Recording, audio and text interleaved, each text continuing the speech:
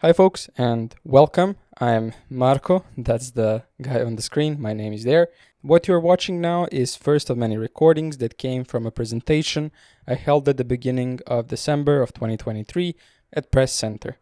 I have split the whole personal finance presentation into a couple of logical parts, so it's a bit easier to follow. If you want to throw this in as a podcast in the background while you do some other work, I have also provided a link in the description to one whole video, but I thought it made more sense to split it into logical chunks, so it's a bit more consumable and you don't get afraid from a very long recording. Anyways, that's it. I'm not gonna bother you more. I'm gonna let you enjoy the presentation. If you want to learn more, or if you want to get notified when the next one comes out, or if I do something interesting, you can subscribe to my newsletter in the description. That's all. I hope you enjoy. Today's guarantee is the only one that I'll have, and that's that this will be the best presentation that you have ever seen, or the worst presentation that you have ever seen, or somewhere in between. So all jokes aside, I have tried to concoct something that's going to be interesting for all of you. Mostly it's going to be aimed for people who are new to personal finance and to finance in general. But I tried to touch upon some mindset in the beginning, some easier topics, something to get us going, something a bit more philosophical, since I thought that people would be more interested in that. And then later on, as we go through the presentation, we're going to touch on some more concrete topics, such as investing, such as debt. Those are going to be some more harder and to the point, and but it's going to be slowly eased in. So I hope you don't get overwhelmed. So yeah, I have a very unique way of presenting things. Usually I display them as pillars, and today I've built a whole temple. This whole drawing is my doing, so please admire it. And this is the concept that I call the Temple of Wealth, and it consists of 4 pillars, and that's the 4 pillars that we're going to talk about today. I was very original, so the first pillar is the pillar of income, the second one is the pillar of expenses, the third one is the pillar of investments, and the fourth one is the pillar of debt. I know, very, very original. I'm sure no one ever came up with this type of formatting before. And before we continue into any of these, we're going to start with the apex of the whole temple, the reason why we're even talking about this, and we're going to introduce it with a couple of concepts. So the whole pillar system, it's all organized in 3 topics for each pillar that I thought would be the best suited for that one. And my idea is that if you have the whole picture, if we reveal all of these and learn about all of these, you're going to be pretty well financially. That's at least the idea. So first, I want to introduce you to the concept of Ikigai. It's a Japanese concept that is meant to represent the purpose and the meaning in life, and it's a very specific way that they describe life, and it's the one I want to talk about because it's the reason why we're even talking about finances today. I don't want to inspire people to aim for finances because of status or because of some arbitrary reason. I want you to know why we're aiming to do what we are doing today. I want you to know why I'm so passionate about a topic, and I want you to know why I want you all to have a healthy financial future. So the concept basically means that the more you align what you love with what you're good at, with what the world needs and what you can get paid for, the better. You don't want to just do things that get you paid well. You just don't want to do the things that you love because sometimes they don't have the overlap. And the idea of life, at least by Ikigai, is to try and find the perfect center where you can be free to do and spend time as you wish. And throughout this whole journey today, I hope that you understand that we are trying to learn finances with the whole purpose of allowing you to focus on what you love to do, on what you're good at, stuff like that, of trying to allow you to have more freedom and to have more options so that you can move to more preferable areas of this diagram. So money essentially buys you options. People like to think of it buying you freedom, It doesn't really do that. It buys you options to move and do stuff as you prefer. And when I talk today about money management, when I talk today about money in general, I want you to visualize in yourself a parallel of me talking about time as well. So when I say about how you invest your money, or how you invest, or how you spend your money, or how we earn money, stuff like that, I want you to think of it in terms of the better I get at managing money, the better I get at managing all of this, the better I'll be with managing my time, and the more options I'll have to do what I want to do and not what I need to do. Because we all function in this world with some obligations and some free will, and we need to fulfill those obligations. And the idea is that the better you do with money, the more freedom you have to fulfill those obligations the way you want to do it. So this is just like a motivational slide. It's going to get less and less philosophical as we go, and more practical. But this is to get us going. So I also, if you talk me here about this, I also like to talk a lot about what actually is like the essence of your being, and what the money concretely like fuels. So when you have a better financial health, you're able to focus on the career you love.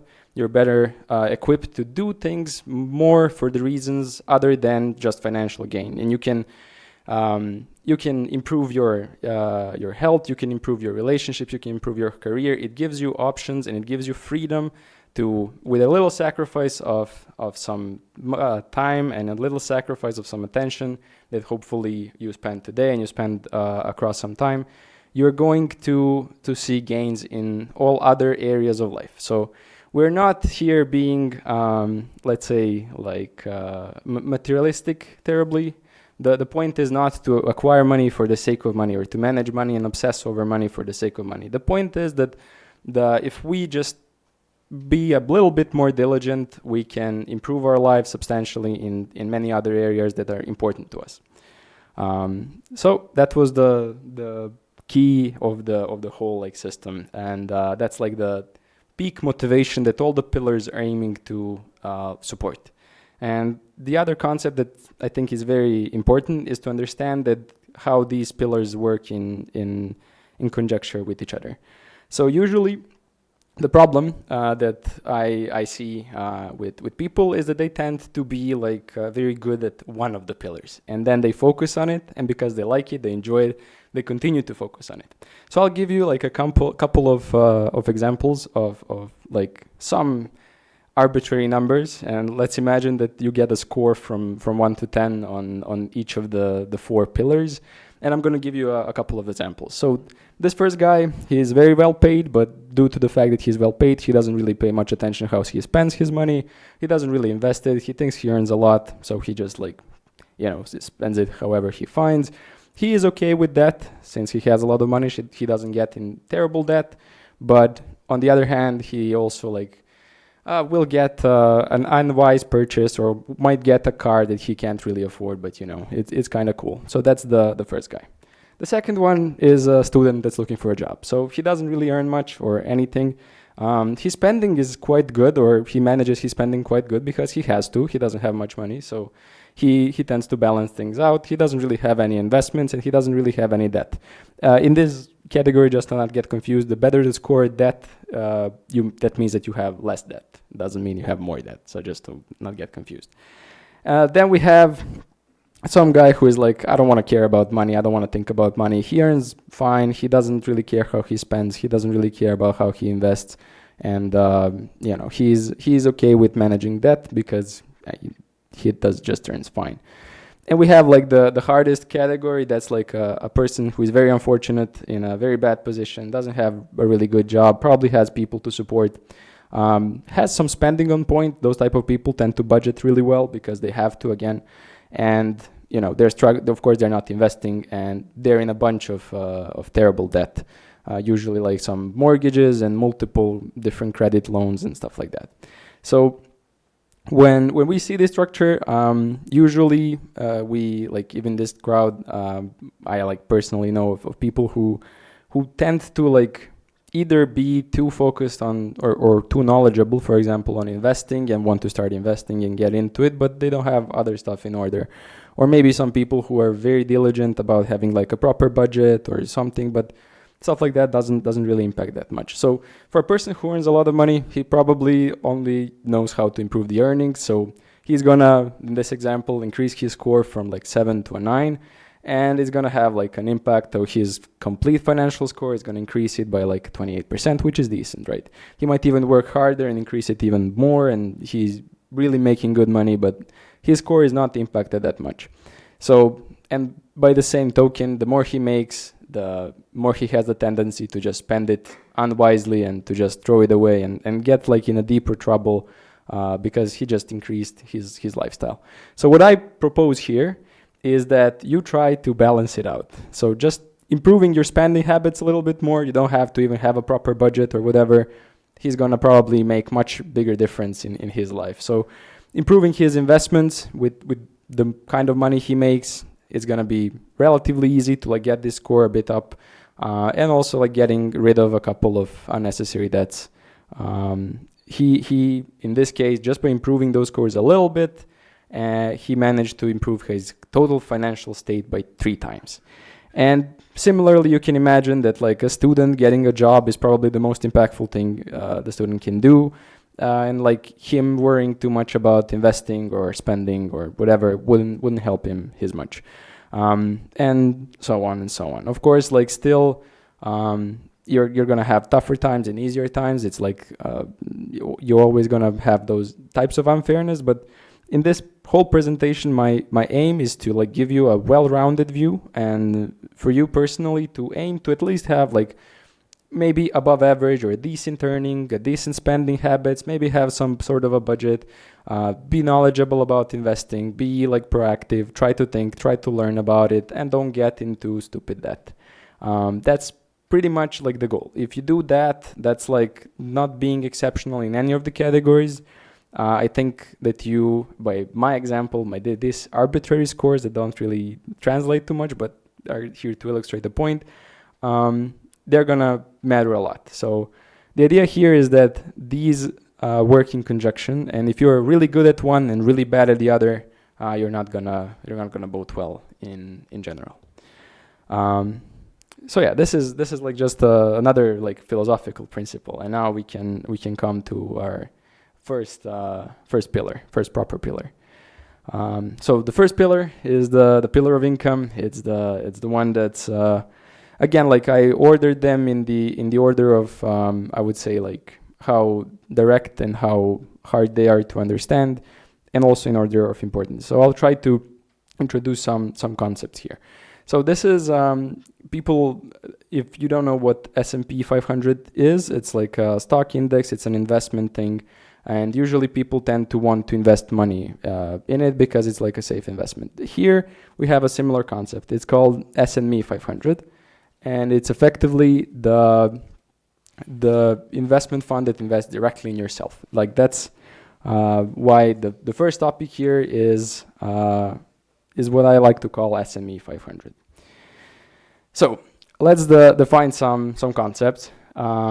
So I want you to have like a couple of ideas in your head. Like there's like when it comes to making money, we need to understand what leverage is. So leverage is just, if you imagine like a lever, the longer the lever, the less force you need to push on it so that it moves more.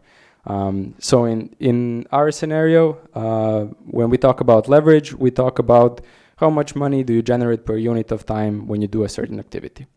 An asset is a specific provider of that leverage. So it's a vehicle that delivers on that leverage. So that vehicle usually needs time and money investment in it. So you can think of, for example, an asset being a house that you purchased. So it needed some initial investment, but once it's set up, it relatively easily produces money without much hesitation. But it needs a lot of money initially.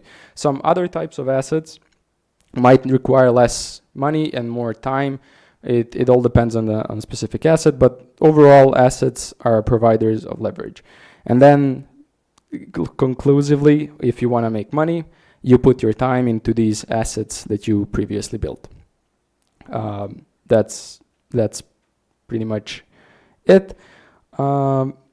So yeah, I here gave a couple of examples of some assets. You have like a home. These are like example numbers. They are not truly real, but you can see like how much time you need to invest to, for example, find a home, buy a home, do all the processes, and then how much money you need to invest, how much time afterwards you need to invest for it to generate money, and it generates really good money for very low time investment later on, once it's already built. So people call this a passive income. Truthfully, there's no such thing as like truly, it's not like a binary from a passive to an active. It's just like how passive or how active something is. That's the time working part. How much time after you already built the asset do you need to put into it? Another is stock investments. Usually you put a lot of time into learning them if you do it properly, and then you invest some amount of money. Then you spend barely any time afterwards looking at them, and then you gain a return. Afterwards, we call something that people, we call this an active income, and it's pretty much getting a job. And here specifically, this is like not a career job. This is like if you went to like work at a coffee shop or something like that. We're talking about that. I'm having a separate column for a career job. So here you don't really have much time investment. Usually they do training on the job, not much pre-requirements, don't really need any money investment at the start. You do need a lot of time then in that lever, and then you make some amount of money. And then what a lot of you tend to do, and it's a good investment in my opinion, is to get a proper career job. So it usually requires for you to get a diploma or something like that. That diploma requires a lot of time put into it, requires a chunk of money put into it. You need to, do different things to get your diploma, to get some housing maybe or whatever. And then afterwards, when you work, you again generate some income. But you built an asset, you built a skill, you built something that's producing you income that has some leverage. I gave another example just to prove some middle ground point. Like you can get something kind of in between. So you can own a business which required you to initially invest some money, maybe invest some time, and then you work like part-time on it, and it generates good income. That's like something in the middle. This section specifically, and as well, like what's very important is in each of these you can invest further. So the idea is that if you have like a home that you're renting out, you can invest more money into renovating it and making it produce more money. The same way, if you have a skill, and if you are, for example, the career job that we are talking about, if you have the skill, you can invest more money, more time into it, and produce higher leverage and produce higher returns. So in my opinion, the best investment you can do if you have money and you can, is to invest exactly in this, is to invest in a career, is to put it towards something that's going to increase your skill, increase the value of the asset that the skill is. And then as markets will move. Sometimes they'll need more programmers, other times they'll need more doctors, other times they'll need whatever. But in general, if you're building your skill up, you're gonna increase the value of the asset and therefore gain the money. As compared to, for example, having just a job that's not a proper career, in that case, like you're not really gonna move too much. You can invest a lot of time and a lot of money and get really good at it, but unfortunately, you're still not going to get paid much better. So people kind of get confused between like people giving them advice to work harder, when sometimes like working harder isn't really a solution. You have really hardworking people that don't make that much money. The thing that you want to focus on is this leverage. You want to focus on finding things that are going to produce more money per unit of time. Unfortunately, not all skills are equal, so not all effort is equal. And as well, I explained why career is much better than a job. Because in a career you have that progression. You have the ability to, after 3 years, you're more valuable than you were the first year you got in. When you have like 5 years experience in something, 10 years experience in something, you're much more valuable than you were initially, which is not necessarily true for a job. People get stuck in jobs and get paid the same for like decades. So preferably we want a career. To illustrate the point the best that I can, The guy on the screen from 2020 to 2021 made $127 billion. He didn't work harder than any of the other people that didn't make as much. He didn't really outwork people. The reason why he made so much money is simply because of leverage. At that point, after some point, the time investment becomes less and less relevant, and the leverage becomes more and more relevant. This number specifically, this is, if you imagine like today's CEOs of Microsoft and Apple and all the top tech companies, and you imagine what they make in a year, he makes in 2 days, like the combination of top 10 of them. And also, just to illustrate the point further, the amount of money he made that year, he made pretty much the exact same amount the next year. This amount is more than Bill Gates earned in his entire life. So it's just like the game of leverage, but that's just like a side point. So that's all good. How do we increase the leverage concretely? So if you want to like get better paid in general as a job, in a career, you can do one of two things. You can either pick a market that has a better leverage, so a market that generally can use your work and your output and multiply it, not necessarily use it once. Usually it's harder to get better paid if you're working one-on-one with people. If you can produce results, and those results are independent and are more dependent on the customer than in you, that's usually the place you want to be. The other side is, of course, you can increase the skill level that you possess. There are certain skills that are very hard to achieve, that are very exceptional, and on them you can get paid very well, and you can do the combination of the two. So, for example, if we want to pick a market with a better leverage, these are some markets that are known for having really good leverage. Now, you don't have to work in these markets, but the point is, when you work in finance, you can do the same amount of work and produce one type of result for a client that has $1 million, $10 million, $100. Your effort becomes the same, but the output becomes multiplied just because of the client and not yourself. So when you work in fields like that, when your work can be multiplied like that, you tend to get better paid. Also, people management is another thing. So you can manage 5 people, and it can be on some, let's say, like I mentioned, the coffee shop. You can be a manager in a coffee shop, and you can manage 5 people. And that same skill set, when you get up and up and up, and you are in some corporation, that your effort that you put throughout the people that you manage gets multiplied. So the impact gets multiplied, and you get usually paid pretty well. So these are the ways that people.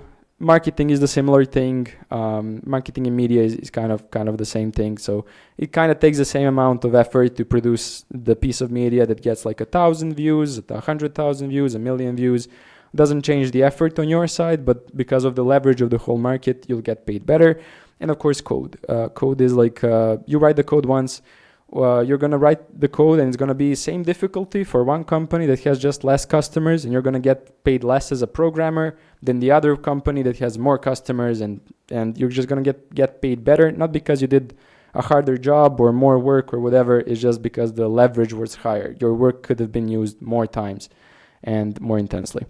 Now, you don't necessarily need or should work just in these areas. There are areas that, on the other hand, require just more skill, and we're going to get into that.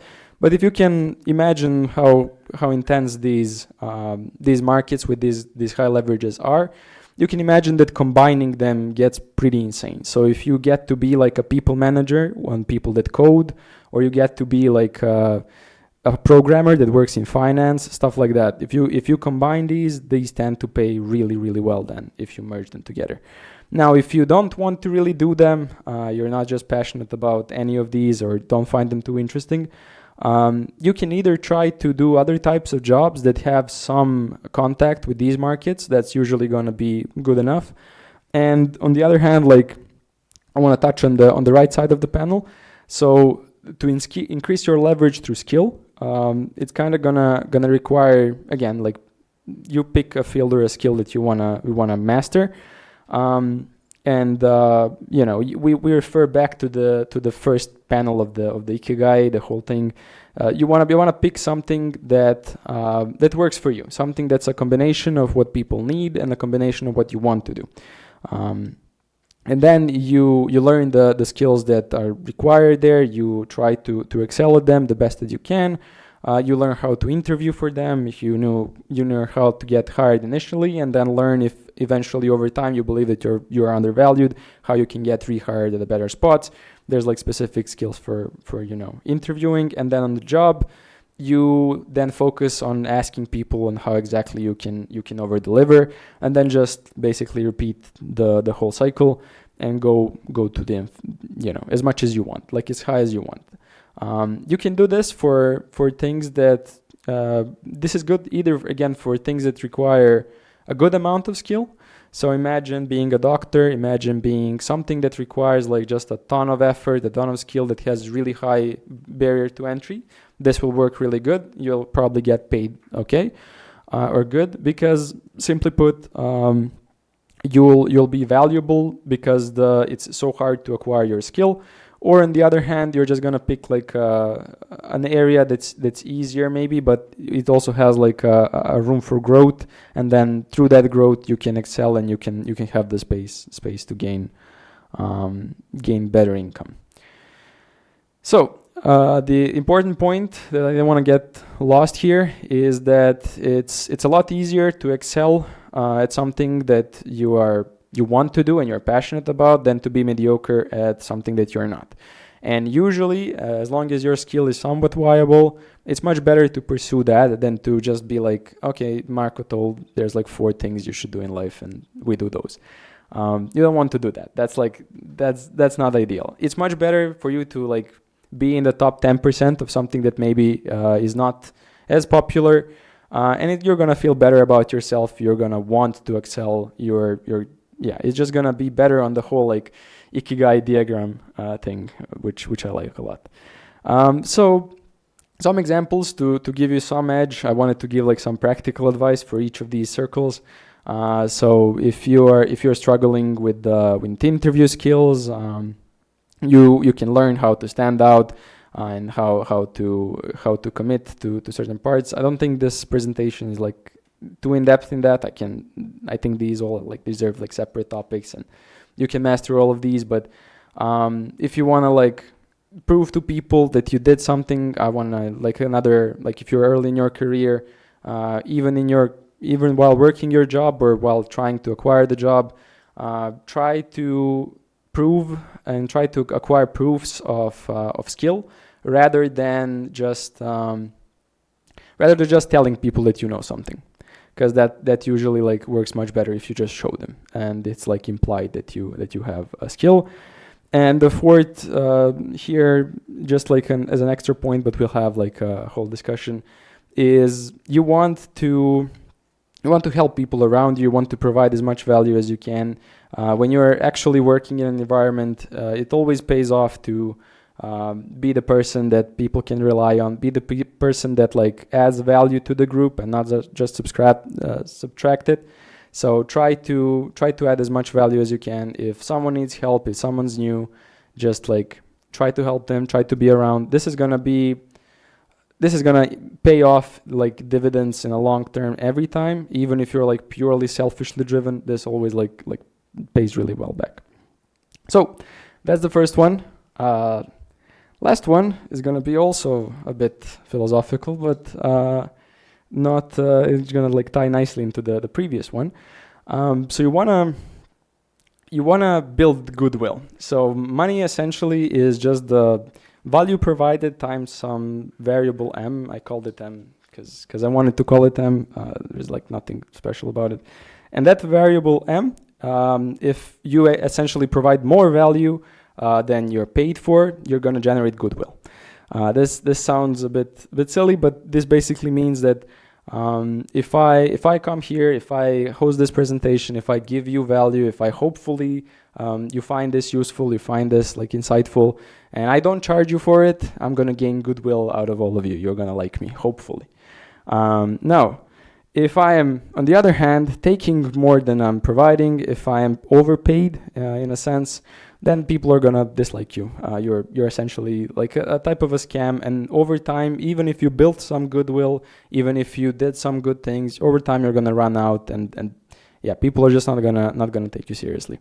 Now this applies for your working environment as well. This applies for everything. So when you want to like be successful, it always pays very well to compound the goodwill. So the goodwill, investing in goodwill, and just like giving as much as you can in that sense, and trying to like overflows people goodwill meter, will always pay off. Like people tend to appreciate it, and eventually they're gonna come after you and ask you what do you want back, and stuff like that. People tend to get like nervous around it, and stuff like that. So conclusion, always provide more value than you charge for, and it's always it always pays well. And then the last part of the pillar is gonna be an ethical one. This is like as well like a weird conversation that I wanted to have. I thought it was quite unique.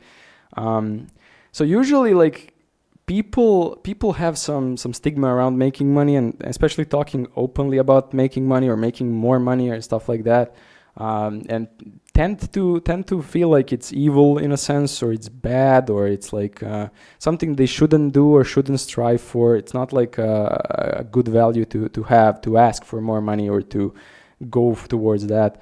So here you have my personal permission. So if you needed that, now you have the permission. And yeah, I already like went. So I wanted to like break it down. This might work for some of you, might not, but just if you have this like little thing in your head. So what actually you making more money means? It means that you gain what we talked in the beginning. You gain options. You can spend more time doing the things that you love instead of the things that need to be done, which means that then you have more options to do more things that you enjoy, and you are less forced to do things that are your obligations, or you're less forced. You have more options to like contribute to causes you believe in, to help people you believe in, to maybe go for some more expensive options, but like, and not support like the quote unquote evil organizations that you don't believe in, or believe are unethical. You can't do that if you don't have enough money.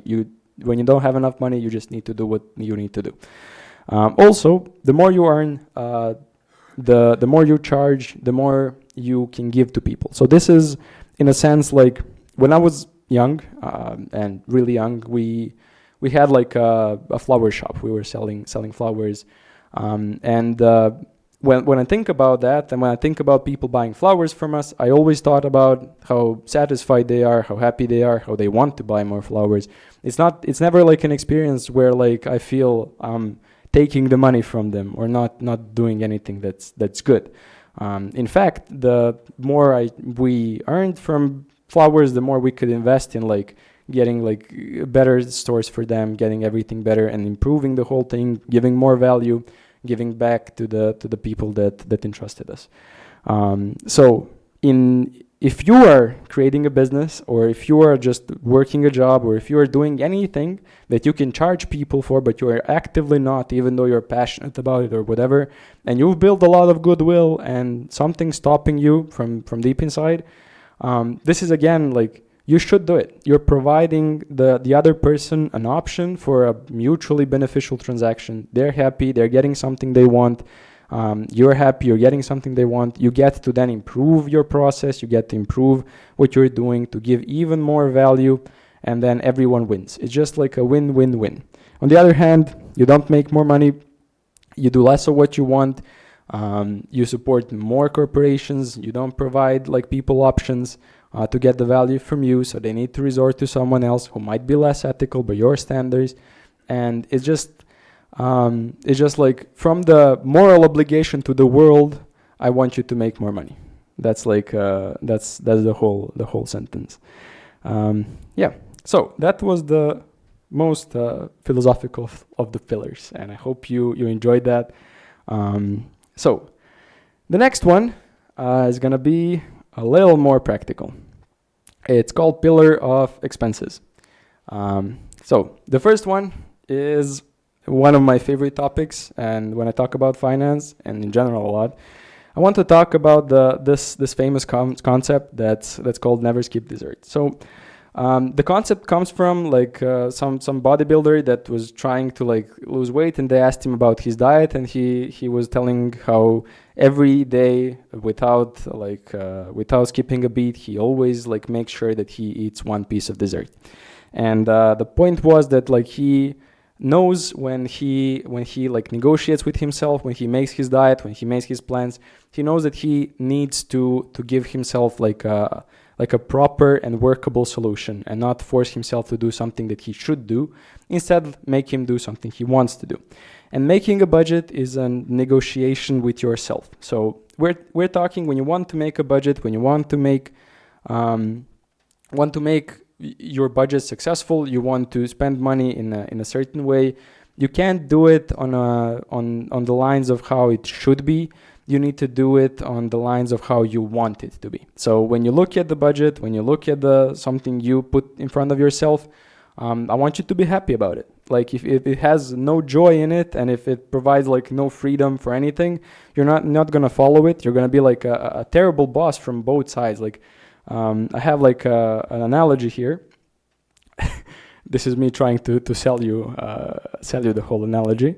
So if this does not only solve the money issues, this solves everything. So this is very well. I can't do that, but what I can do is help you with this.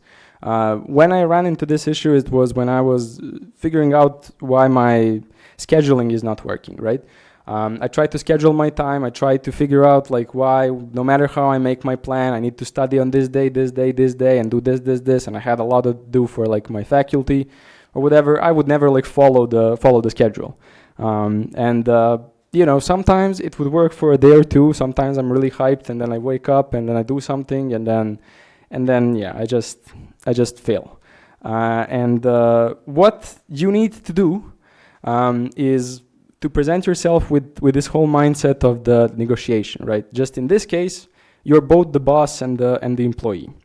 So I want you to be a good boss in a sense that you know clearly what you want to accomplish, you know clearly what the goals are, what the obligations are, everything. But on the other hand, I want you to treat your employee fairly, right? If you tell yourself that tomorrow you need to study for like 12 hours, I don't think that if someone told me to do like work for 12 hours and without a reward or anything, I don't think I would listen to them. So the idea is that here, when you make a schedule and when you look at it, if you're not happy about it, you're not going to follow it. So you're going to be stuck between like a terrible boss that berates you and wants you to do too much work for too little pay, essentially, or not a pay at all. And then on the other hand, you're going to be disappointed as a boss because you have a procrastinator who doesn't want to do what he's supposed to do.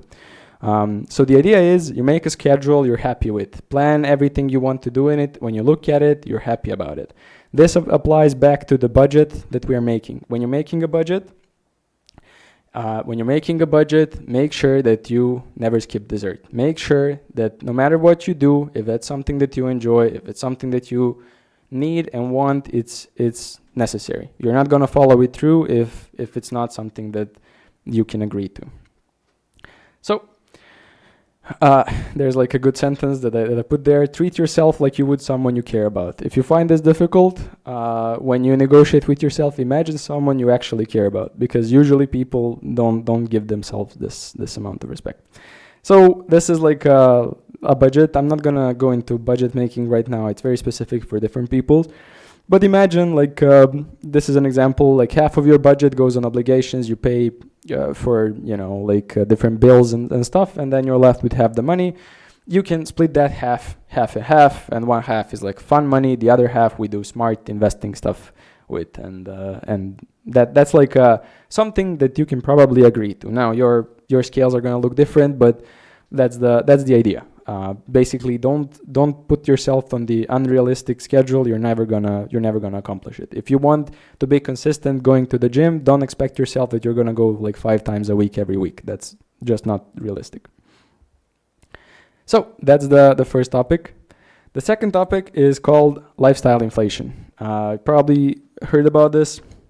This is usually the ache of people who tend to make like a good amount of money or started making money. So usually, this is like a famous example I like to cite. You don't have to read all of it, but people who stumble upon a lot of money that come from, for example, different sport leagues, tend to end up broke. What actually happens is you can imagine an NBA player. You can imagine a kid who trained basketball for his whole life. So he started training when he was very little. When he was like in elementary school, he went to some competitions. He was fine. When he was in high school, he already started getting picked at and some more important teams enough so he gets the scholarship for a faculty. He gets like into a dorm room with like a couple of his like other basketball friends, this and that, and he plays in like in college for a year or two, and then NBA sees him and be like, okay, we're gonna give you like a $20 million deal right now. And then he goes from living in a dorm room with like 4 other guys in like 20 square meters to having like 20 million in a moment. And of course what he does is he buys his mom a car. He like starts spending the money like crazy, and he does not only waste that money, he gets into some really bad debt that usually results into him bankrupting himself. This tends to happen with a lot of professions where you don't really care and you don't really spend enough time understanding the other pillars.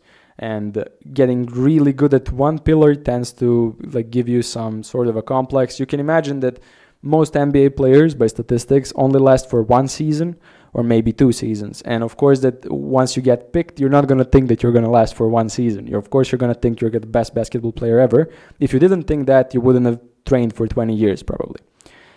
So in this case, it's very potent and very, very problematic. On a smaller scale, that's like an extreme example. On a small scale, what tends to happen with people is as they slowly get to earn more money, there's like a gap of what's left with their money, and they tend to slowly fill that gap with other expenses and slowly inflate their life until it fits again. And then you have essentially accomplished nothing. You're just living like in a bigger box with a bigger car, but you're still enslaved to the same thing. And the helpful tip that I saw is when you start getting like raises in your earnings, maybe you just finished like college and you got your first job, or maybe you like changed jobs and you got like a significant bump. Like try to think of like how you were spending money 3 years ago or before that, and try to like tone it down, not get too crazy. Especially again, like if you come from a place where you didn't make any money and you start making money, try to do it like slowly and adjust to it. And especially like when you're not an NBA player and have millions, it's even more important when you're not making that much money, right? We're gonna count in the opportunity cost. This is like if you spend money now, if you spend money on the things that don't really mean anything to you, you could have spent that money on something that actually meant something for you. And later on, you're gonna lose out on that opportunity. This is the concept that I'm describing to my favorite movie here. So that's pretty much it. That's the second pillar, the second part of the pillar. And it's just as I was talking, it's a segue from the previous one, the importance of understanding opportunity cost. So when you don't really pay close attention to how you're spending your money, what tends to happen is you do not only miss out on potential investments. And when I say potential investments, I don't mean like some crazy stuff. I mean like the moments where you felt like you could have bought a new jacket or something and you didn't have the money for, but it was a really good jacket. That's like a potential investment you missed because you didn't have the money at the moment. So not having the money available and not being able to prioritize it means that you're not going to be able to take advantage of the opportunities that present to you. Maybe some really good event is happening, maybe something you really want to do is happening, but because you weren't diligent, because you weren't careful with how you were spending your money, you are now going to miss out on it. And then it has like some different consequences. You might need to borrow people money from people. You might need to get into some really bad debt. You might need to borrow from yourself, which is essentially just like paying in unpreferable ways, right? Maybe take the jobs you don't like. Maybe not be able to recover from like some emergencies, because unfortunately life happens and sometimes you cannot be ready for everything that happens to you.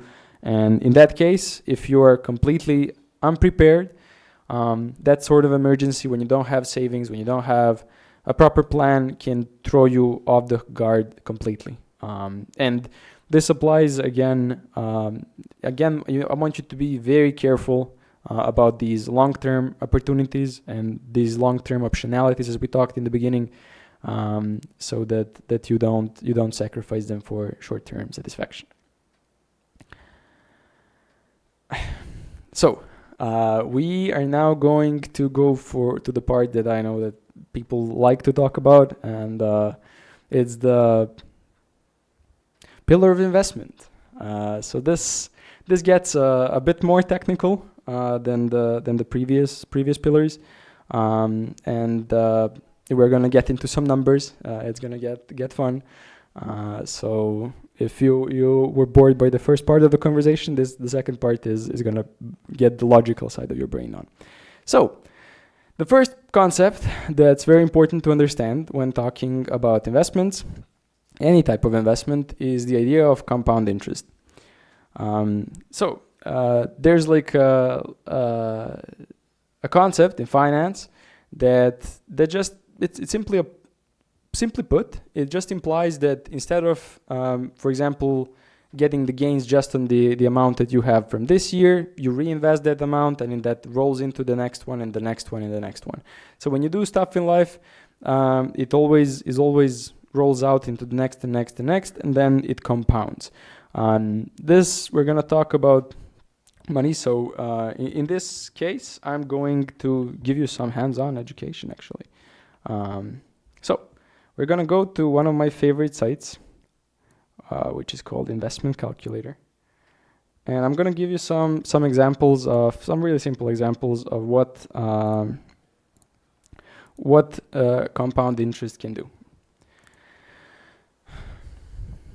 I'm gonna zoom in if it's too. There we go.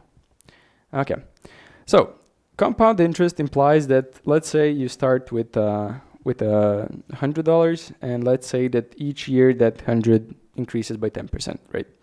And that doesn't sound too exciting. That's like, or let's say 1,000, sure. Each year it increases for 10%. And let's say we do that for like 2 years. You're gonna just see what you would expect to see. It increased 2 times by like 200. You're gonna get 1,200. It's not too exciting, right? But then imagine if instead of waiting for 2 years, you waited for 20 years. So now it increased from like 1,000 to 7,000, right? In the span of 20 years. Now that's a long time. That's fair. Well, let's give it like 30 years, right? Let's give it 10 more years. Now it went from like 7,000 to 20,000. That's like from 1,000, right? Now this is just like some illusionary examples. Can you get like a 10% year-over-year return? Maybe not. But this is just to like demonstrate the power of compound interest. So the more important thing I want you to think about is, if there is a vehicle that gives you 10% year-over-year, and we're going to discuss that later, is it gonna be worth it for you today to spend like 100 euros on something if you know that that's gonna be like 2,000 euros in 30 years? Now 30 years is a long time, but maybe it's worth it, maybe it's not.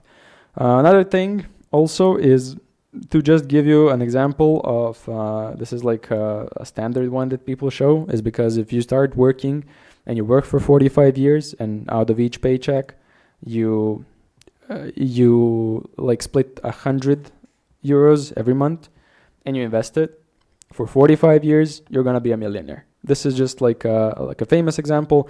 If you didn't have a compound interest, that turns you from 54,000 to $1 million. Now there's like problems with this calculation. We're gonna talk about it. There's many problems. The main one is inflation. That's not really $1 million, but that's like the general gist of it. This is how you hook people on compound interest. This is what you show them. And also a fun thing, we're gonna talk about this when we talk about proper and real investments, because this is just like a hypothetical scenario.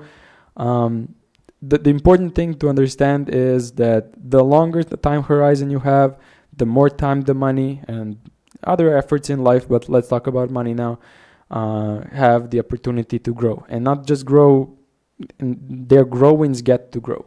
On 10% a year, that means that every 7 years, your initial investment doubles. So if you just leave it 0, yeah, every 7 years, your initial investment doubles. Well, that's the concept of compound interest. It applies to other areas of life. It usually applies in effort. So sometimes you're gonna apply twice the amount of effort and get like multiples and multiples of the result. This is why it's important for you to invest. Keep in mind as well that how this compound interest works in one direction, it also works in the other. So if you get into really bad debt, the compound interest is going to work against you, the same way it works for you here. That's the whole pillar. The second is the concept of diversification. Diversification doesn't mean nothing complicated. So first of all, I want to explain to you how we value a company, and this can be applied then to other stuff than companies. But let's start with a company, and let's start with a simple business that's a flower shop. Now this is outrageously simplified. This is how I imagined like evaluating a company in under a minute as a challenge. So I wanted to explain to you how we evaluate a company in like a really short time frame. So imagine you had a business of selling flowers, and in your inventory you had like 5 flowers worth like 20 euros, and you have equipment worth 100 euros, and someone offered to buy that business for 130 euros. Now would you sell it? Even though like this is like an offer that he offers you more money than you have in actual assets, is it worthwhile? Like, is it a good investment? How do you value your company? So maybe you should sell it. Well, what if I told you that this like flower business basically makes you 200 euros every year, right? Then what's the evaluation of this business? What do we do with it? Well, the simple answer is that if you want to sell it, you want to replace it with the amount of money that can generate the same income for you from a bank or from some safe investment, right? And let's say that bank would give you like a 10% savings account, which will not happen, but let's say that happens. Then you can sell your business for like 2,000 euros, because if they give you like a 10% savings account, that means if you put this to 2,000 euros, you replaced essentially your part. And you sold your business for like something that's of equivalent value. This is what we call a 10 what do you call it? Profit per earnings value, PE. That might not be the shortcut, but this is like a 10 PE ratio. That means it takes you your business is valued 10 times the multiple of what it made in a year. This is like isolated, like crazy case. In real world, when you evaluate a company, you don't only account in for this, for like you account for value in terms of, is the market growing? Is the next year going to be better than this one? Is going to be worse? What's the risks of this company? Does it have like a very like tricky CEO that's gonna get drunk someday and do something stupid? Does it have like what are the very specific risks of this company? Is this company at the peak? Is it just started to rising? Is it emerging? And so on and so forth. So evaluating a company in real life is much more difficult, and sometimes you're gonna see some cases, some specific cases that I want to show you today. And we're going to go to another little example. So we're going to look up a random company, let's say Microsoft.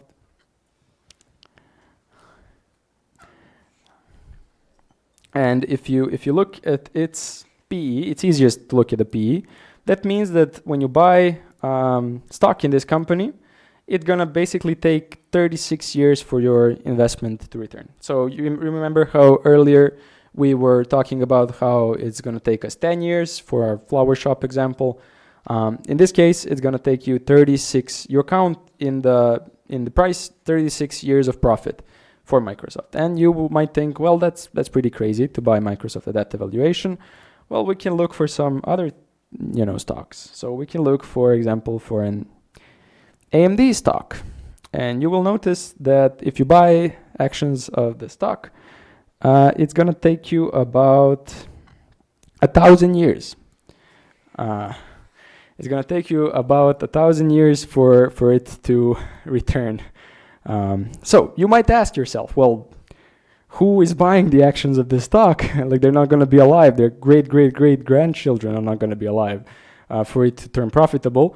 Well, the idea when buying a stock like AMD is that you don't expect the stock to produce the same results this year and the next and for the next 1,000 years. You expect it to grow quite significantly, evidently. So if you would expect this stock to grow 5x, 10x, then this time frame every year, you expect it to grow 10x, then next year it's just going to be 100 years, and then next year it's just going to be 10 years, and then that's your hope with the evaluation you're buying it today. So the fun part, as you can see, evaluating stocks is quite complex. I'm not going to go deeper than this. I think this is a good intro, giving you just enough so that you kind of get the idea. But when you buy a stock, what you are technically betting, so unless you're expecting it to stay the same price and just waiting the 36 years for Microsoft or whatever, this is alpha. I know it's just written A because I couldn't be bothered to find alpha on the keyboard, but a professional term is called alpha. And what you're trying to do when you're buying a stock is to presume that there is some alpha, there is some value that you see in the stock that's not accounted for in the actual stock. This means that you think that currently buying the stock, it's undervalued, right? And we just discussed how in the stock, we already priced in the next 1,000 years or whatever. It's already the growth of the stock, the circumstances of the stock, everything like that is let's say already incorporated in the price. It's already priced in, and markets are very efficient, depending on the market, of course, into incorporating and figuring out this. So for you to say that you have some alpha is a very bold statement, and either you're just gambling and buying a stock, or if you believe that you are actually searching for the alpha, you're not gonna have much fun, because the reality is that no matter how much you try, you want, no one really knows where the stock goes. This is a quote from Wolf of Wall Street. Not even Warren Buffett, the legendary investor, knows where the stock will go, right? So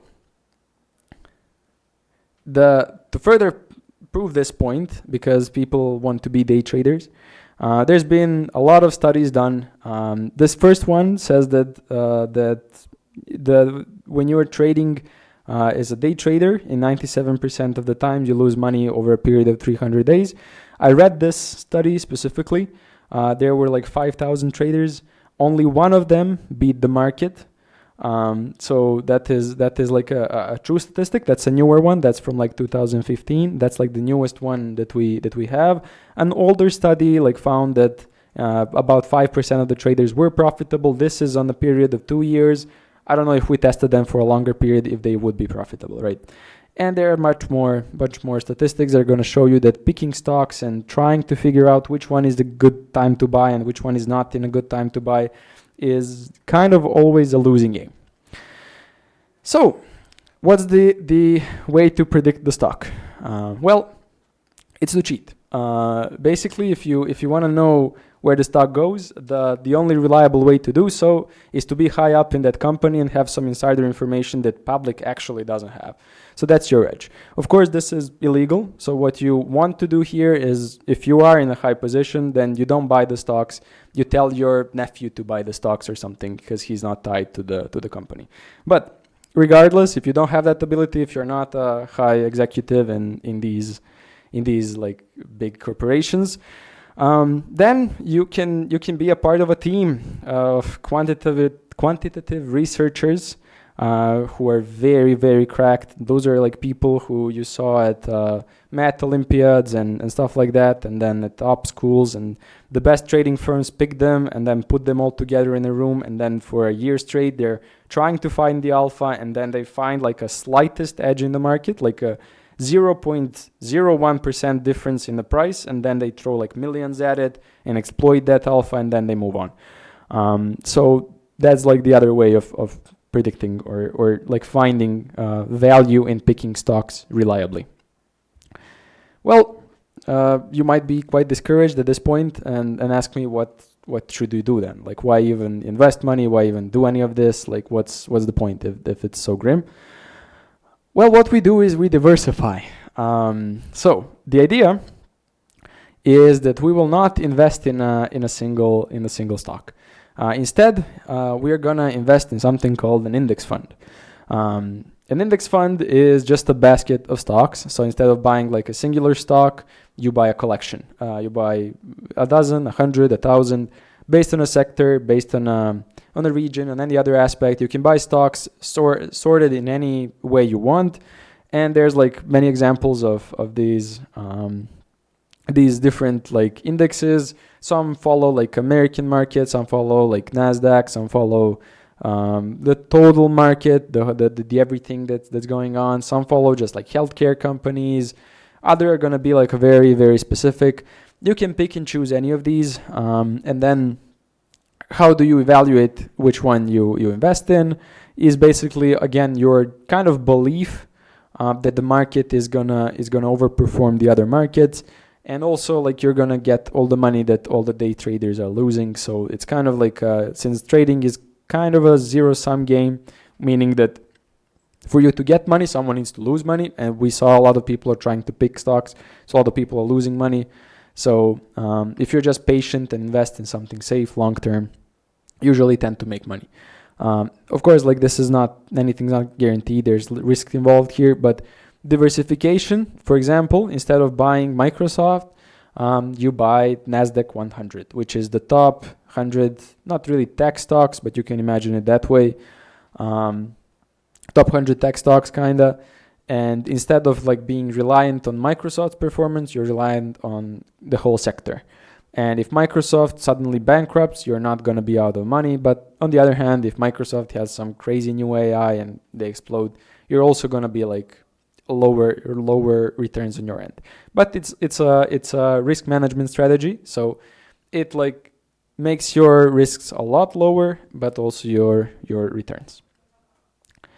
We want to check out this like cool site that I don't like. That I do like, sorry. And it's a site used for backtests. It's very nice. You can see like different indexes. You can make your portfolios and see how they performed over the past period.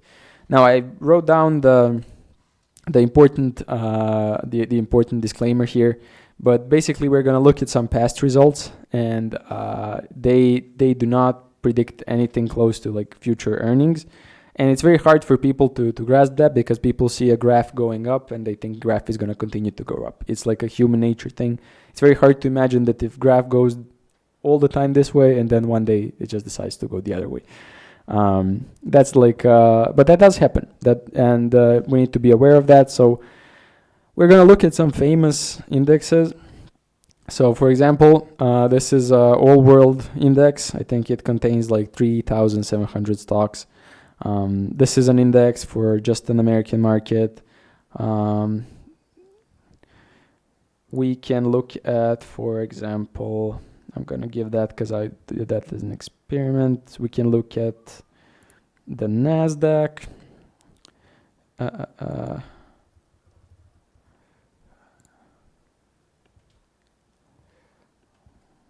If it wants to work. Anyhow, until that saves, I'm going to show you some other ones. So this is like a world index. This is like a safe bet. People like to put money here. basically, as long as the world's economy grows, you're getting money. And usually when world's economy is on a decline and this index loses value, usually your life expenses are also like getting lowered. So this kind of tends to be like a safe choice for people. And we can look at some, for example, returns. I want you to notice the like 8% return of the world index here, and we're gonna believe it for now. This is like an absolute value. So if we looked at the compound, we looked at the compound interest earlier, we know that 8% is quite decent. This does not account inflation. We're gonna talk about that later, but you'll see that over time, this is how this is like index adjusted for inflation here, but we're gonna talk about that later. So this index, you have different analysis. Ones that looks cool here is how long did you have to be invested in the index in the past period so that it doesn't return negative value or less than you put in. And it turns out that every time you put it in for 10 years, it was always positive. So the worry with stock investment in general is that it's volatile. One year it's going to go quite down, the other year is going to go quite up. The risk is usually associated with volatility, meaning that the more you see the graph moving up and down, that implies more uncertainty in people evaluating the stock. That implies that the stock is more risky. But you see that over the long run, even when the index falls, it tends to come back up. Now this is not a guarantee, of course, but and again, this is like 8% return. If you include inflation, it's like 5.66% return. The other one that we look at that's quite famous one is the S&P 500. It's the top 500 stocks in the American market. It has like 10.27% growth rate. If you include inflation, I think it's around 8%. And again, like this is very volatile. You'll see it year by year. 1 year it raises 20%, the other year it falls. The other year it's like 41%, then it's minus 34. It's not stable. If you're putting your money there for a year or two, you're not gonna find good luck. But you can see that you know, these are different types of investments you can think about. Now, I don't want you to focus too hard on this number specifically, because we can look at in some cases we can look at. I'm gonna give you like a good example. We're gonna look at Bitcoin, sure. And if we were just to evaluate the average return rate or year over year, you're gonna see that Bitcoin is quite good. And you would be forgiven to think that Bitcoin is a good investment. So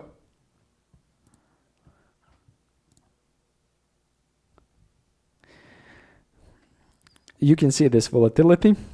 It looks quite. I would agree. It looks interesting. But even here, like if you look at an average yearly return, it's quite nice. Like you double your money every year on average. So that doesn't sound too bad, right? Yeah, there's, and I'm not gonna bore you with, I wanted to explain you the Sharpe ratio. There's no need. So just looking at these returns is always, is not a good thing to do. It's a recipe for disaster. That's why, apart from diversification that we just talked about, we have more topics. So the last topic here that we want to talk about is risk. So when investing, I was just going through examples of like stocks. You can imagine that real estate, when you're buying a house, or other types of investments, even when you invest in your own skills, they all come with a degree of risk. And what I want to teach you today is that risk is a necessity, meaning that you can't really do anything worthwhile in life without risk. That includes gaining like a good return in the stock market, unfortunately. So humans, by default, are wired hardly against risk. This is why, because the risk-averse humans were the ones that survived over the years. The ones that were not so risk-averse, well, they did not really survive. So we have been naturally selected to be risk-averse. We don't like risk. We don't like risky things. We're going to pay a substantial amount of money just to not have the uncertainty, right? But if we don't participate in this risk, we then participate in another type of risk, which is we just don't hit our goals. The money gets eaten away, or we're investing too safely and we're not reaching what we want to reach. So usually with stocks, this is what I mentioned earlier, volatility is associated with risk, meaning that the more the stock moves rapidly, you'll see two stocks that have the exact same initial value and the exact same end value, the green stock and the orange stock. And you'll see that the orange one we evaluate as much more risky than the green one, because it has an intensely higher volatility, implying that investors again are not certain of its value and are more questioning it. While when we see a more less volatile, I guess, stock, we associate that with lower risk because it's bigger likelihood that it's properly evaluated. But if you're investing long term, if you're investing in something you believe in and you're putting your money and you're keeping there for 10, 20, 30 years or whatever, you kind of don't care about the current volatility, right? Because it doesn't matter for you if today a stock drops 3% or gains 3%. It's not a relevant thing to you terribly. Of course, it's not something to be ignored, but yeah, that's just a mentioned thing. So there's two types of risks with every stock. There's an asset-specific risk and a market-specific risk, right? An asset-specific risks we avoid by having diversification. This is the risk of a singular company, like a tech company, having a scandal, having something horrible happen, or just defaulting on their loans, bankrupting or something like that. This is risks that you are exposing yourself if you're not properly diversified. But if you diversify yourself, you're kind of mitigating this one risk. The other risk that we want to talk about is a market-specific risk. So if the whole tech space is in shambles, then all the tech stocks fall. And you can be the best of the tech stocks and you're still going to fall because the whole market is falling. We can't really predict or handle this risk as easily as asset-specific risk. That's why there's a huge thing in the brackets here. It doesn't really help too much. So usually we tend to deal better with market-specific risks by increasing our risk tolerance. Because these types of risks tend to be short in nature and usually last a couple of years if there's a recession. Usually is also an important word. It's not a guarantee that the stock will ever return, even the whole market indexes. If the whole index doesn't recover, imagine investing in horse transport, I don't know if that was an index, but 50, 100 years ago, and it never came back, right? I have a better example, actually. Imagine investing in Japanese stock market when it was a leading stock market back in the day, and it then dropped and it never really recovered. So again, we want to talk about the risk tolerance now. That mentioned increasing your risk tolerance. There's two parts of risk tolerance. One is purely emotional, and those emotions are often guided by financial literacy. So people who are not really financially literate might not have strong emotions, not because they're less risk averse. It's just because they simply don't know better. But there's two parts, so the willingness part and then the actual ability to bear the risk. So what does that mean? How much money is on that stock? Can you handle losing your money? Is it a big deal? Is it not a big deal? How long of a time horizon you have? If you're very young and you can wait for a stock to return for 3, 4, 5 years, then you obviously your risk tolerance is a lot higher, and also your expected income. It's not, if you can recover more easily, then of course the risk is not as high. It's okay that as the time changes, as you change, as you get older, you have less of a time horizon to wait. You can adjust your exposure to risk. When we like have a portfolio and we want to adjust our exposure to risk, we tend to move either to like more like if you're younger, if you're me, I have like in my portfolio like some single stocks. I have some rather risky ventures, right? Not majority of my portfolio, but there is something that's rather risky. And I can do that because I know I can handle it. There's like risk tolerance there. And as I get older, as my portfolio grows, the more and more I'll probably move towards safer investments and slowly but surely like move to like stuff that's very like a world index or a bond or something that's very safe and very, very tolerable. And finally, risk is necessary. This is the one thing that I started with. So it's like a thing that you kind of need to deal in life. When you choose a career field in the beginning, some career fields, you basically put a bet. Like I'm gonna go to school for like 4 years, and then after that there's gonna be a job for me probably. And that's a bet. That's a bet you made, and maybe in 5 years there's like no need for your type of role. Maybe there is. Now, is that bet more or less risky? Depends on like the field you're going into. Sometimes the risk is bigger or lower. When you're buying real estate, the similar things apply. People like buying houses, like buying real estate. The real estate is a bit of a different beast because it's quite local. So there's like more market inefficiencies. Potentially, like properties are not as nicely and precisely priced in as you would expect on a global market. So that makes like real estate, like I can be tolerable to people who tell me that they can pick a really good like undervalued piece of real estate and then they can buy it. Like that's probably a skill that you can like exploit because the markets are very local and probably not as optimized as something like a global market is. Also, again, you need to find like your balance, where your risk tolerance lies. What do you want to risk? What do you not want to risk? Do you like, we saw compound interest earlier. We're going to talk about it a bit more when we analyze debt, but we saw like differences between 8 and 10%, and it's quite a significant difference. And is it worth the risk? For example, having like a fully US stock and relying on US market compared to like the world market. Is it worth the risk of the US economy falling behind the world's economy? Common wisdom says it's worth the risk. Research says it's not. Usually like over the long time, over like tens of years, usually like just the world index or some as broad of a fund as you can get usually overperforms it over the long horizon, right?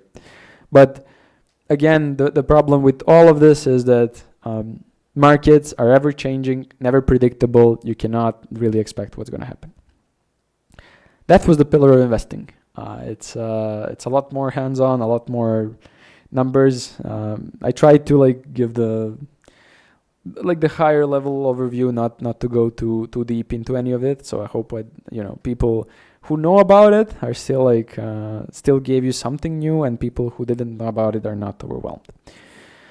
And the last pillar, the pillar of death, not death as in dying, but close enough. So the first thing that I want to talk about is inflation.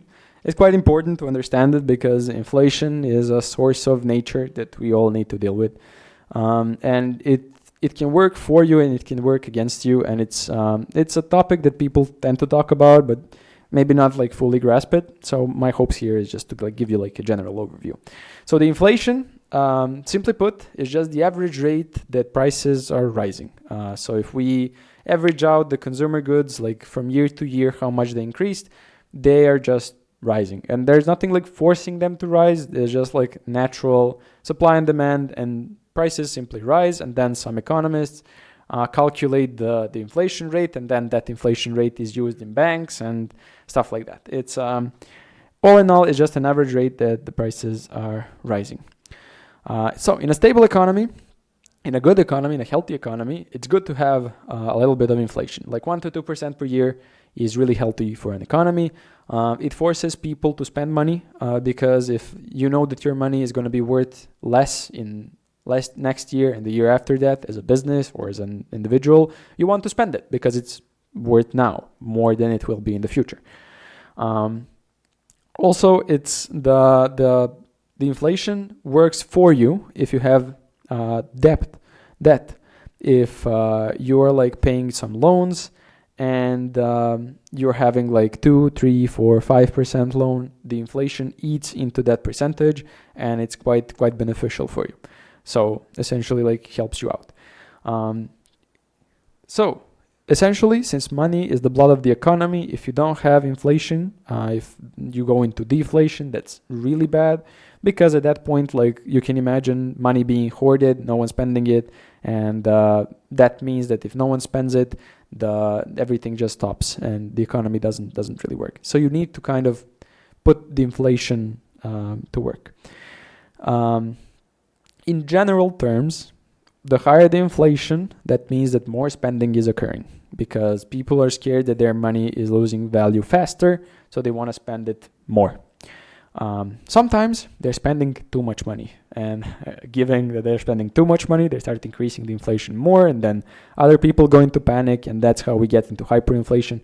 So in order to try to prevent these scenarios, because once they happen, once you start like seeing enormous inflations, the only options you have is basically to devalue your currency or to throw it away, and you can't really fix it. So in order to avoid these scenarios, we try to lower the inflation in these cases. I'm going to give you like a concept of Euribor. People know it here. It aims to produce a similar thing. So what this number represents is that every single morning of every day at 10:45 a.m., 19 largest banks in the EU region just like come to a meeting, and each one of them gives a rate at which they're going to borrow the other bank's money. And that's essentially what Euribor is. It's essentially the average, excluding the most expensive ones, the least expensive ones, that's like details. But like it essentially shows you the rate at which banks are willing to loan each other money. And it's important for us because the higher that rate, because if the bank wants to loan you money, they're not gonna loan you for the same rate as they do to the other banks. They give you a premium. So if the Euribor is like 3% or 4%, they're gonna charge you an additional 2% or 3% just for like, because you're a higher risk investment. There's no reason to give you a credit for 4% if they can get that from other banks. They're much more safer. So what does this do in effect? In effect, when you increase the Euribor, when the number increases, the rates at which loans are credited are increased, and at that point, people simply stop buying houses, stop getting loans because it's getting too expensive. What you then accomplish is you're slowing down the economy, and that is aimed to then again achieve what we wanted to do when we were talking about inflation. It's aimed to slow down the inflation. So that's one of the mechanisms we're trying to lower the inflation by. And I want to show you like some fun parts, I guess, at least fun for me.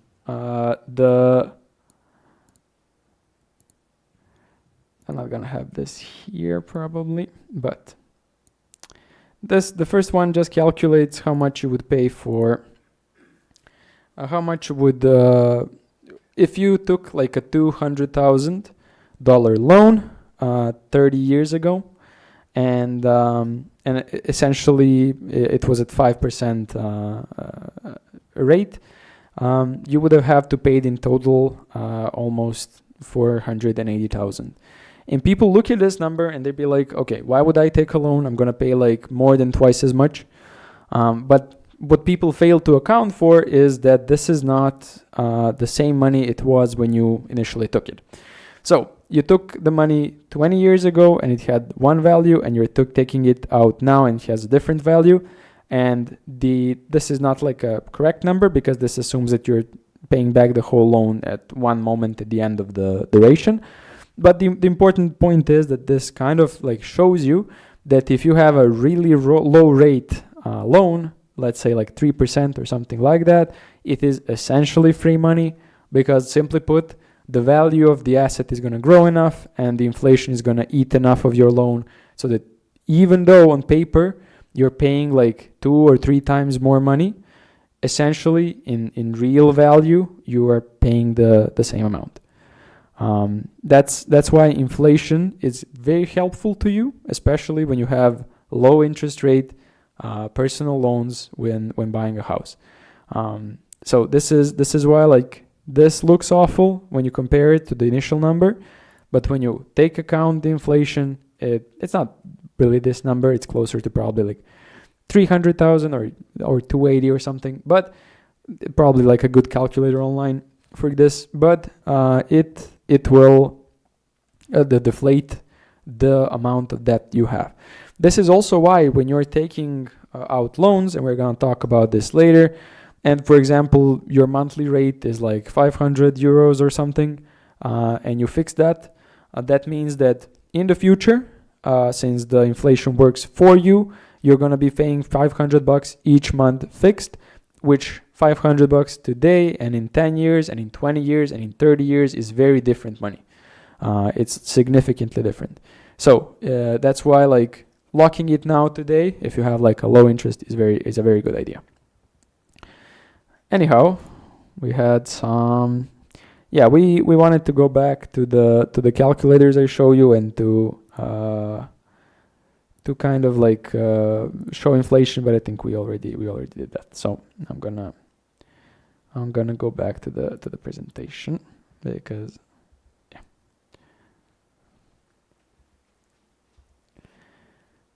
now we have a very short and simple section. This is just bad debt. Most of the time you go into loans, you go into this territory, it's gonna be bad. And how do we define and know exactly when it's bad and when it's good? Well, simply put, if you have an asset that generates higher returns, then it's always preferential to put your money in that asset and take out a loan for it. So if you can arbitrage that difference, it's always a good loan to have. But if you can't arbitrage the difference, it's bad. So if you keep all your money in cash, essentially all loans are bad. Simply put. Now, they're not only bad because we are losing the money on the loan. They're also bad because losing the money on the loan, we could have used it for something else. We already talked about opportunity cost, and we already saw how compound interest works. So if we miss time that we could have invested the money that's now spent on paying the credit for the loan, we are missing not only that money, but all the potential money that money would have made. So all in all, like getting into loans is very bad. I think people know that intuitively, but it's like it's really hurting you over the long run, because you're not just losing the money that the loan loses, you're losing an additional percentage that you could have gained if you did something better with the money. Also, like this is the optionality argument. If you lock in the percentage of your earnings every month, your options to react to situations are limited, your spending is limited, everything is limited. You are put at a higher risk of wanting to do stuff that you don't want to do. You're reducing your options the more obligations you have on yourself each month. Even like people have the whole like pay in monthly rates with 0% interest. In idea, that's good because you can invest the difference, blah, blah. But I also dislike the idea because you're borrowing from yourself from the future when you don't know what's going to happen in the future. So if you can't buy something in cash, probably shouldn't buy it on monthly parts. And we're going to talk about good loans and what they can do.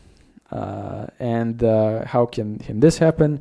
Well, there's like a really nice topic that I left for last. That like people kind of like, if they're new, if they haven't gone through the whole presentation, haven't learned the stuff that we learned today, may naively think that it's silly. But I want to put you like into a hypothetical scenario, right? I want you to imagine that you have 200,000 euros in cash and you have an exact home in front of you that you want to buy and it costs exactly that much. And you basically have two options. I'm just going to limit you to these two. You can buy the entire thing in cash right now, have it, no loans, no anything. You just have it, you just own it, you're done. Or you can get a loan. Now, this loan is currently a bit unrealistic with today's standards, unfortunately. But just looking at this loan, it's like 5% interest rate, it's 20% down, it's on 30 years. Now, initially you're like, okay, if I just like take out the loan, I'm gonna lose money because over the like 30 years, I'm gonna be paying more than I initially took it for. I'm gonna pay an additional, like a bunch additional, like more than 50%.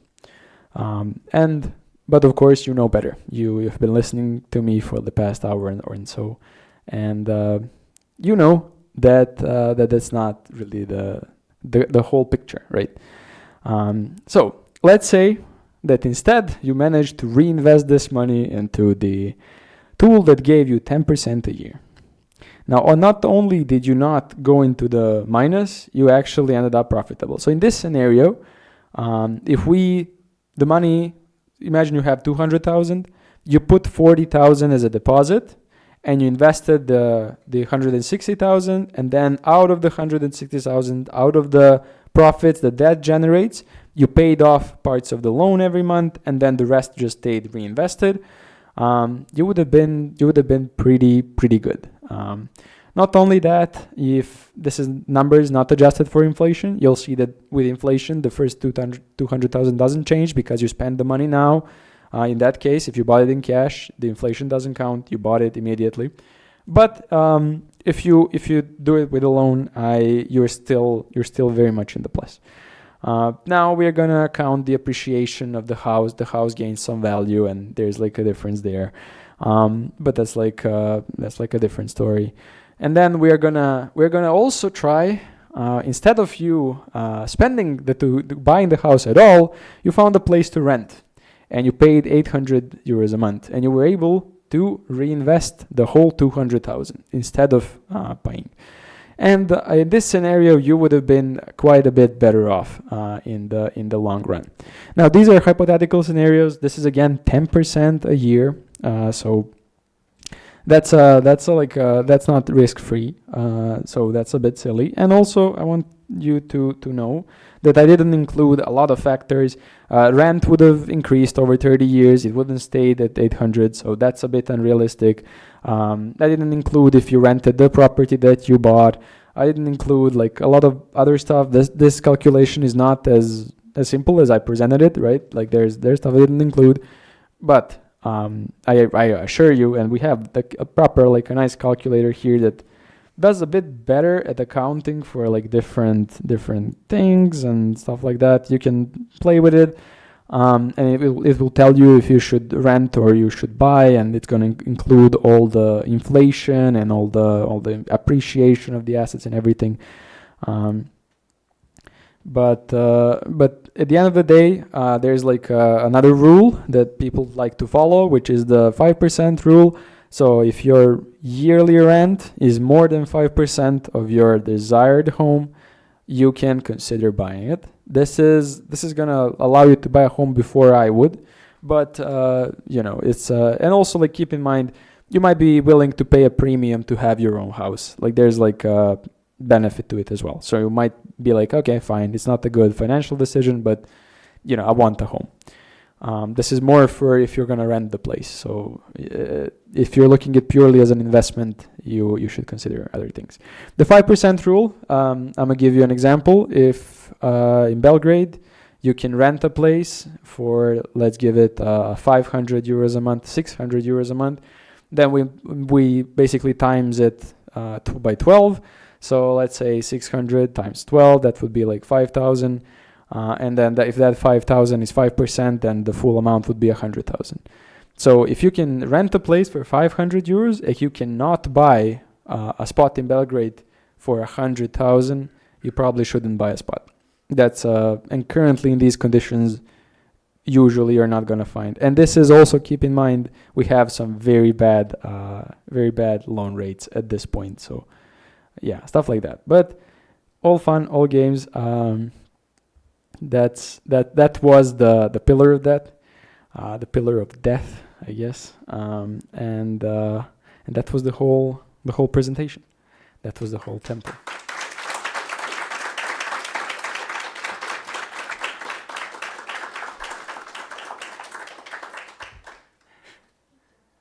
Yeah, thank you all for coming out, and I hope I get to meet the folks that I haven't met in the lounge in front, and let's hang out a bit. And thank you for listening to me. I hope you found it interesting, and I hope you found the drawing of the temple inspiring, I guess.